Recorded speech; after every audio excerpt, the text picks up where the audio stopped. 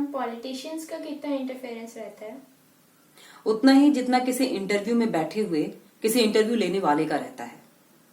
वो अपना काम करते हैं और आप अपना, पर दोनों का मकसद एक ही रहता है। हम लास्ट अटेम्प्ट तक आते आते मोटिवेशन कैसे आप रखें? देखिए, मेरा खुद भी लास्ट अटेम्प्ट में ही हुआ था, और फियर और फ्रस्ट्रेशन इस जर्नी में आपके फेलो पैसेंजर्स हैं। तो सबसे आसान तरीका यह है कि आप जर्नी पे ध्यान दीजिए, उनसे बात ही मत कीजिए। पर मैम इतने फेल अटेम्प्ट्स के बाद भी एक्चुअली आपको कभी प्रेशर नहीं फील हुआ? कभी लगा नहीं कि गिव अप कर दूं? लगा, कई बार लगा, बल्कि हर रोज लगता था। और मुझे ही नहीं, मेरे माँ बाप, भाई बहन, पड़ोसियों, रिश्तेदारों को, इवन मेरे लैंडलॉर्ड को भी लगने लगा था कि मुझे गिव अप कर देना चाहिए। कभी कभी मुझे भी लगता था कि शायद मैं डिजर्व ही नहीं करती हूं। पर उस समय किसी एक बहुत अच्छी बात ने मेरे लाइफ को 180 डिग्री पे फ्लिप कर दिया। 1981 में एक यूनिवर्सिटी में एक प्रोफेसर ने एक एक्सपेरिमेंट किया। सेरेमिक्स की क्लास थी। उसने अपनी क्लास को 2 ग्रुप्स में डिवाइड कर दिया और उन्हें 10 दिन का टाइम दिया। पहले ग्रुप को सिर्फ एक परफेक्ट पॉट बनाने के लिए कहा, और दूसरे ग्रुप को टास्क दिया कि उसे मैक्सिमम नंबर ऑफ पॉट्स बनाने हैं, क्वालिटी चाहे कैसी भी हो, डजंट मैटर। तो दोनों ग्रुप्स ने अपना अपना काम शुरू कर दिया। अब 10 दिन बाद जब रिजल्ट्स आए तो प्रोफेसर खुद भी सरप्राइज रह गया, क्योंकि जो दूसरा ग्रुप था उसने पहले ग्रुप के मुकाबले ना ही ज्यादा पॉट्स बनाए, बल्कि बेटर लुकिंग और ऑलमोस्ट परफेक्ट पॉट्स बनाए। सवाल ये उठता है कि ऐसा क्यों हुआ? ऐसा इसलिए हुआ क्योंकि जो पहला ग्रुप था उसके पास सिर्फ एक पॉट बनाने का मौका था।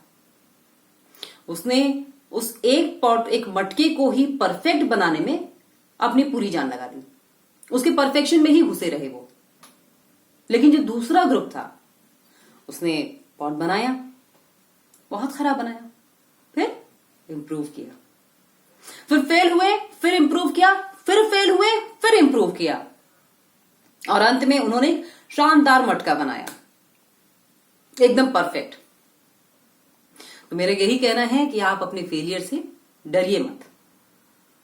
और जिसने मुझको ये बात समझाई वो इस समय हमारे सामने बैठे हुए हैं।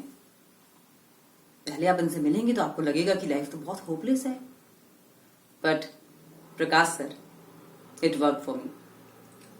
बेटा लकी थे तुम कि वो पॉट वाला एक्सपेरिमेंट पहले नहीं पड़ा, नहीं तो मैं भी अपना 4th अटेम्प्ट में दे देता और तुम्हारी जगह पोडियम पे होता। ओके सर, फेल होने वाला ही बता सकता है कि गलती कहां नहीं करनी है।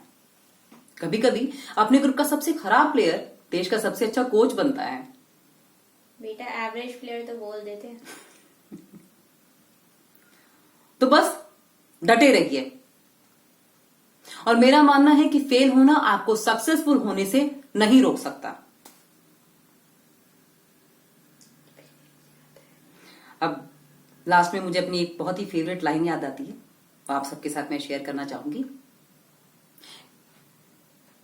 कैसे आसमान में सुराख नहीं हो सकता, कैसे आसमान में सुराख नहीं हो सकता। एक पत्थर तो तबीयत से उछालो यार। एक पत्थर तो तबीयत से उछालो यारो। एक पत्थर तो तबीयत से उछालो यारो। Thank you.